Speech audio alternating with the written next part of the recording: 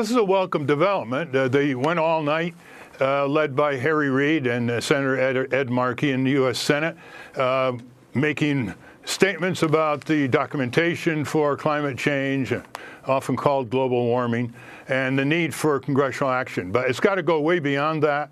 The Congress has been an immobile bubble in this whole swelling concern around the country involving demonstrations and picketing and some lawsuits, but it hasn't permeated Congress. And unless we can break through in Congress, very little is going to happen for a national conversion from fossil fuels and nuclear over into renewables and energy efficiency.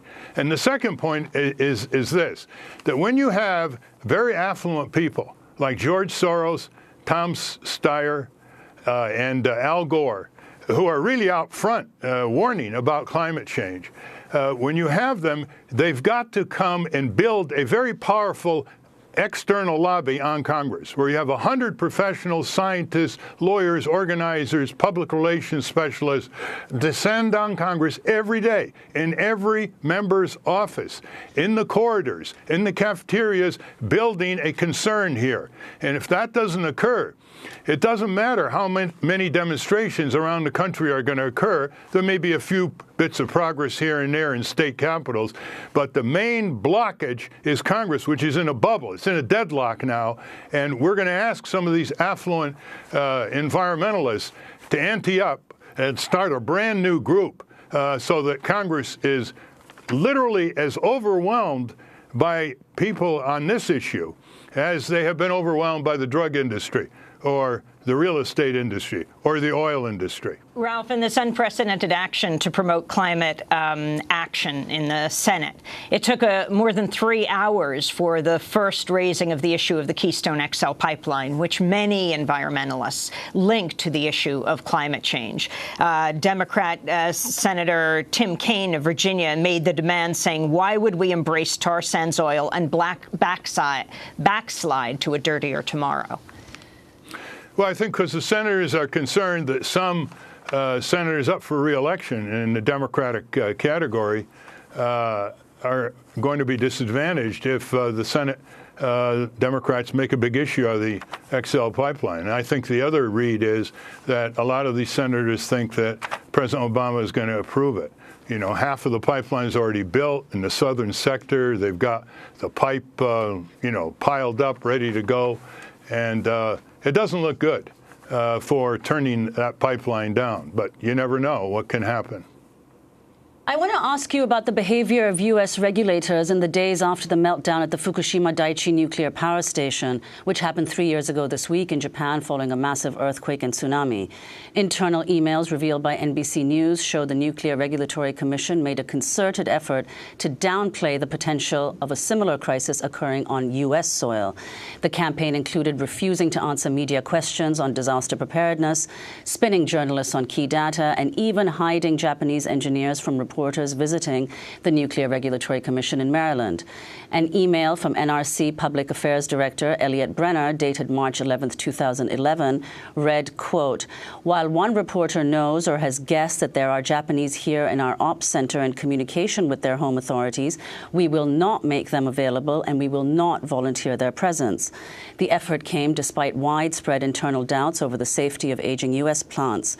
In a memo to staffers about the agency's public talking points, Brenner wrote, quote, while we know more than these say, we're sticking to this story for now. Ralph, Nader, your response? Well, this is a reflection of the deterioration of any semblance of regulation of the nuclear industry by the U.S. government, which guarantees the nuclear industry in so many ways, insurance, loan guarantees. This is an industry that would fall completely if it had to face free enterprise risk patterns. Unfortunately, there have been very few lessons learned from the Fukushima disaster, which has led to an uninhabitable region in Japan, over 250,000 people homeless or refugees, and still more tonnage of radioactive water pouring into the Pacific and even being seen on the West Coast in our country in terms of detection. So we have to phase out nuclear power as fast as possible, because many of the reactors are just like the Fukushima reactor designs, by the way, and they are near earthquake faults. Now, the Indian Point reactors, 2 of them, they're aging. They're 30 miles north of Manhattan. So it's not evacuable in case of an accident. I mean, New York City has trouble evacuating at rush hour time. So the condemnation of nuclear power is, it is uneconomic, it is unnecessary, it is uninsurable, it is unevacuable, and it is unnecessary. And the sooner we phase it out, the sooner we avoid the risk of rendering hundreds of square miles in our country radioactively uninhabitable. It's not worth the risk in order just to boil water. That's what the nuclear plants are all built for. The whole risky nuclear fuel cycle, from the uranium mines and uranium tailors and spent fuel rods and radioactive waste and the security problems around nuclear power, it's all designed just to boil water, to produce steam. What are our descendants going to think of us if we don't move our energy technologies over to the best fusion reactor we'll ever have, which is the sun in its various manifestations of photovoltaics, thermal heat, wind power, etc., plus enormous advances in efficiency, as the Ayers brothers have pointed out in one of their recent books. We are on a policy, Amy, that can be called technological insanity. The first priority is to shut down those aging nuclear plants in our country that are near mass population centers. Already, nuclear power cannot compete with natural gas. It requires 100% government loan guarantees. Some plants are being shut down, like San Onofre in California. Others are being mothballed. The industry is in decline, regardless of its propaganda, but it needs to be removed. And yet, Ralph, as you point out, the Obama administration's approved $6.5 billion in loan guarantees to back the construction of the nation's first new nuclear power plant in more than 30 years, the one that's currently under construction in Waynesboro, Georgia.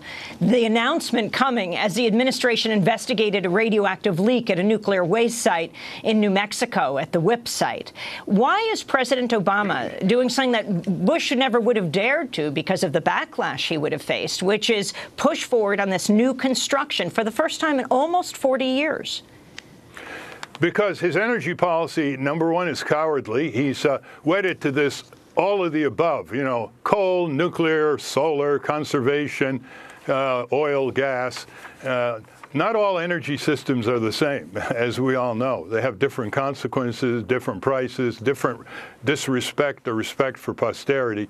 The second is that he is surrounded not only by the nuclear industry, by the hypocritical Republicans in Congress who say they believe in the free enterprise system, and they're basically supporting 100% taxpayer guaranteed technology in building these nuclear plants in Georgia and elsewhere, which will take years, if ever, before they open.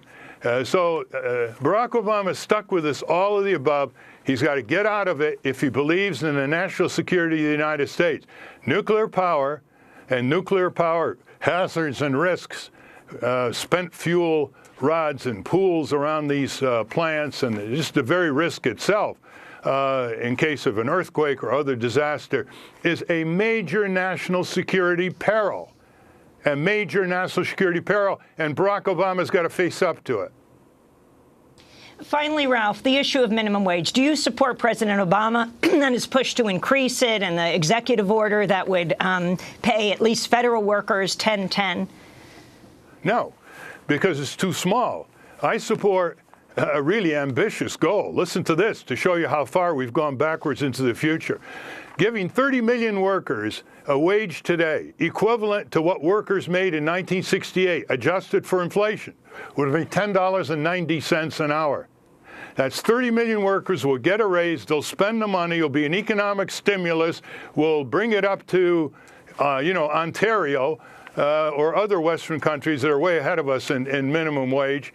and will reflect the opinion of over 80% of the American people, including a majority of Republicans around the country and Southern whites that were polled around the country that are for an inflation-adjusted minimum wage so people can provide some of the barest necessities for their family and their children.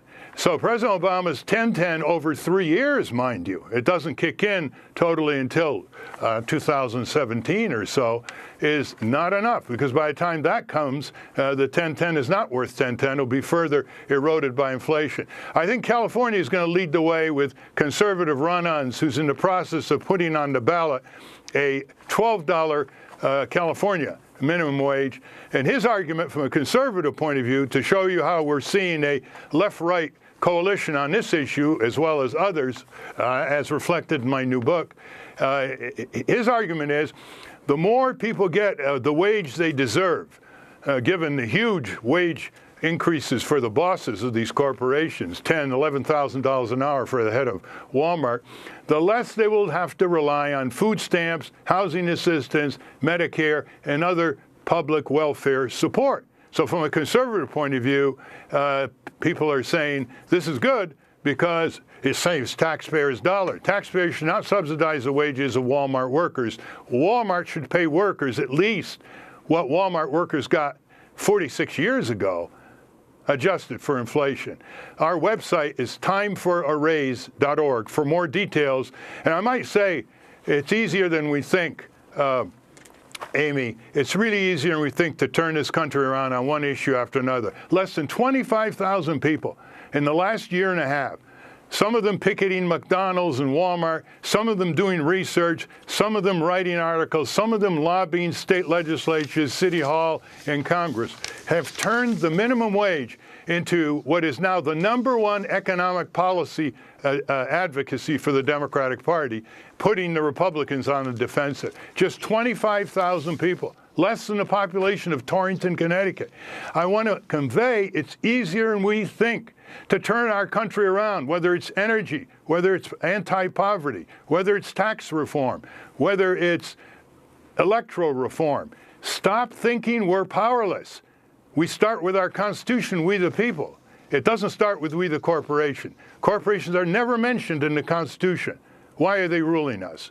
That's the question we have to ask ourselves.